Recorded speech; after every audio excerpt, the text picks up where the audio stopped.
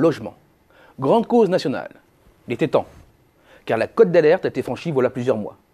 Il suffit de regarder la dégringolade des mises en chantier pour s'en convaincre. Tombé fin février sous les 336 000 en moyenne annuelle. On peut donc déjà affirmer avec certitude que l'objectif du gouvernement de construire 500 000 logements neufs par an ne sera atteint ni en 2013, ni même en 2014. Autre certitude, les prix resteront élevés malgré quelques baisses ici ou là, parfois même localement très marquées. Mais au niveau national, c'est à peine un mouvement de correction sur les marchés de neuf et de l'ancien. Au pire, ce sera un écrémage. Autant dire que le logement reste un marché qui exclut. Le gouvernement a donc décrété l'urgence et annoncé 20 mesures. Plusieurs dispositions vont bien sûr dans le bon sens, à commencer par le moratoire de 2 ans sur les nouvelles normes dans la construction. Idem pour la chasse au recours abusif sur les permis de construire. Mais toujours pas de choc immobilier en vue. Toujours aucune remise à plat des raisons du blocage des marchés de l'immobilier.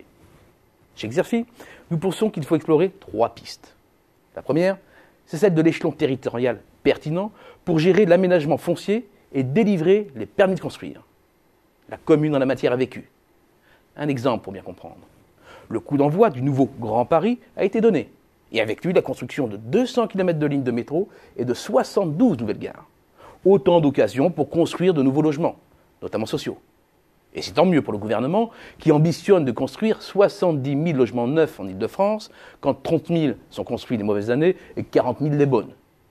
Seul souci, les chances de réélection d'un maire sont inversement proportionnelles au nombre de logements sociaux construits.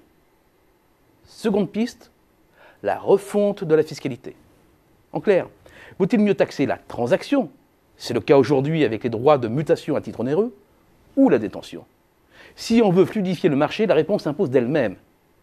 De la même façon, quelle valeur du bien prendre en compte pour calculer la taxe foncière? Faut-il passer à la valeur vénale, c'est-à-dire marchande?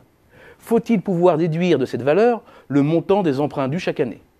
2 idées défendues notamment par l'intranois Étienne Vasmer. Troisième piste, réformer en profondeur le système d'aide devenu une véritable usine à gaz aux bénéfices mal orientés. Avec les dispositifs fiscaux complexes, Besson, Cellier et maintenant Duflot, on a aidé les grands promoteurs. Résultat, il manque toujours 1 million de logements. Alors c'est vrai, nous avons maintenant un ministère des égalités, des territoires et du logement. C'est mieux qu'un ministère appendice du développement durable. Mais modifier en profondeur la structure de l'appareil de gouvernement, c'est aussi déplacer des centres de pouvoir. En clair, le ministre du Logement doit être un ministre de plein exercice et doit prendre l'ascendant sur Bercy dans les arbitrages du Premier ministre. C'est la seule façon pour un gouvernement de signifier ses nouvelles priorités. Et de ce point de vue, beaucoup reste à faire.